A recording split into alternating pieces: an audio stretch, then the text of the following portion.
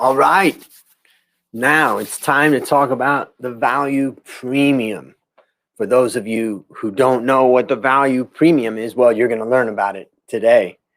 I'm going to walk you through some key points of the value premium and some recent academic style research that we have done. So first, we're talking about, is there a value premium? So let's talk about this for a moment. Here, what we can see, actually, I'm going to show you this.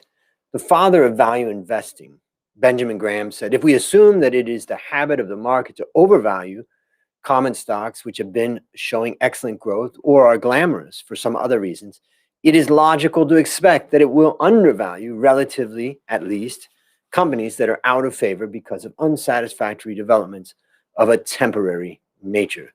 So the father of value investing there.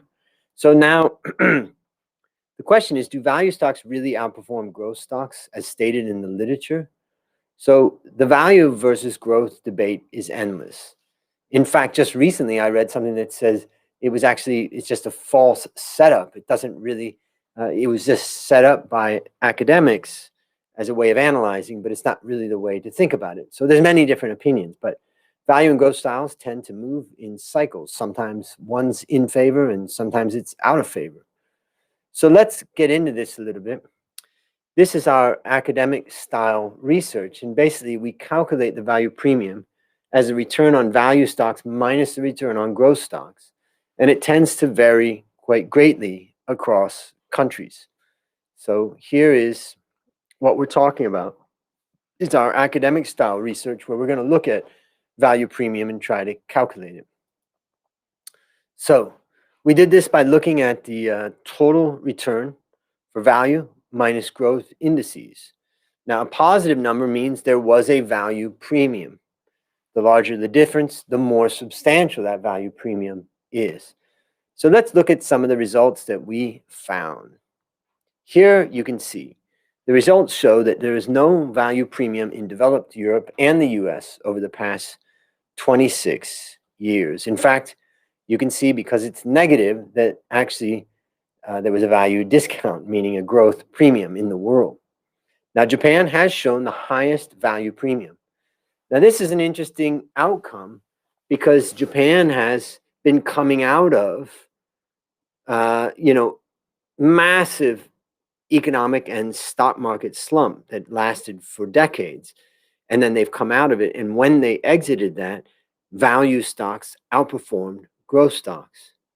But right now, what we've been seeing is a massive bull run in the US in particular that has caused growth stocks to outperform value stocks, at least since 1994. So it's been a long bull market there. So now let's look at this in a little bit more detail. And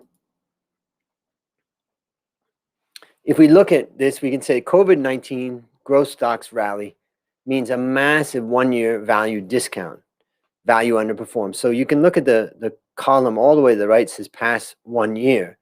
And in that column, it's massively negative, meaning it's value discount, not value premium.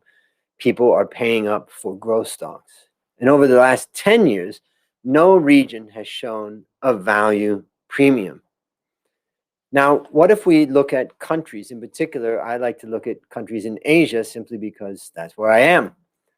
So ASEAN countries mainly have shown a value premium. Now, again, this data is going back to 1994, and we can see value premium in Singapore, Malaysia, China, Indonesia, a little bit in Thailand. And then Taiwan and the Philippines have shown massive value discounts. In fact, what's interesting about the Philippines is that it's one of the few markets in Asia where stop losses haven't really been that helpful. And part of it is because growth has just been going every single year to new heights. Now, if we look at this in a table format and try to dig down a little bit more, what can we see? Well, value premium only in Singapore in the past 10 years. And in the past 5 years, we can see a value premium only in India and Indonesia. So what we can see from this is that the value premium really has been crushed. Now, for those of you that think about how markets move in cycles, I think we can basically say at this point that if the value premium has underperformed, that means growth stocks have been outperforming. Therefore, if you believe we're reaching the end of that growth stock outperformance, then you could say maybe it's time to switch into more, tilt the portfolio into more value. Now, value investors have been doing this for a while and been suffering in big ways from it, but it could be that we're reaching the end. So let's look at the conclusion of this particular presentation.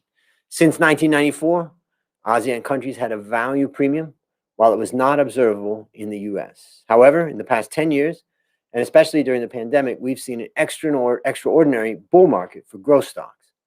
So it might be time for value to start outperforming. So what's the bottom line? Consider allocating more to value stocks, which might be the beneficiaries of an economic recovery. So what do you think about value versus growth debate? You've seen some numbers here. Hopefully that has helped you shape it. But I'm curious, if you have any questions or comments, feel free to bring those up. I'm just going into the chat right now, and I see a few people there. Hi, Nizam says, amazing topic and marvelous discussion. Thank you very much. And Christian says, great data. Oh, yeah. And then Surya Kanta says, superb. And Root Japas says, amazing knowledge. Let's keep learning and sharing our knowledge and then see what we can do. If you have any questions about this or any other subjects you'd like me to cover, just let me know. I'll be coming on stream every single day. Keep learning and keep growing.